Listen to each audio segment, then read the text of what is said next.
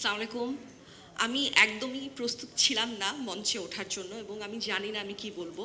এখানে বসে আমি যেগুলো ভেবেছিলাম আমি বলতে চাই সেগুলো আমার কলিগরা অলরেডি বলে ফেলেছে। আমরা যারা বিভিন্ন চরিত্রের জন্য বিভিন্ন জায়গায় কাজ করি এবং স্পেশালি ঢাকার বাইরে যাই, তখন আসলে বোঝা যায় যে এরকম হাইজেনিক টয়লেট পাওয়াটা কতটা কঠিন। আমরা তো আসলে এমনিতে প্রিভিলেজড, আমরা এই জিনিসগুলো এখানে যখন থাকি তখন ফেস করি না। কিন্তু আমি যখন ঢাকার বাইরে কাজ করা শুরু করলাম তখন বুঝতে পেরেছি যে এটা কত গুরুত্বপূর্ণ একটা জিনিস। এবং thank you Tylox for taking this initiative and I am really glad to be a part of this. Thank you.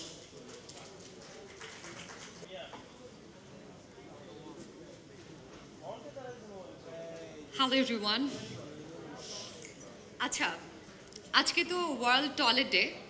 এটা জ্যাক সিম নামে একজন ফিলান্থ্রোপিস্ট, সিঙ্গাপুরের উনি এটা 2001 সালে ওয়ার্ল্ড টয়লেট ডে ঘোষণা করেন। তো চিন্তা করা যায় সিঙ্গাপুরের মতো একটা সবচেয়ে ডেভেলপড কান্ট্রি ওয়ার্ল্ডের, সেখান থেকে একজন ফিলান্থ্রোপিস্ট এসে ওয়ার্ল্ড টয়লেট ডে ঘোষণা করলেন।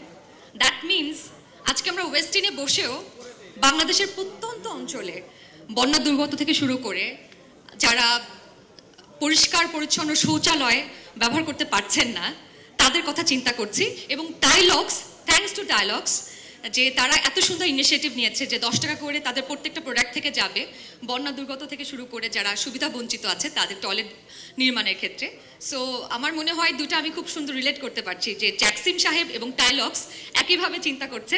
And thanks to Tylox and thanks to Harland group যারা আমাকে এখানে ইনভাইট করেছেন। আমি এটার পার্ট হতে পেরে সত্যি আনন্দিত অ্যান্ড গর্বিত। Thanks all.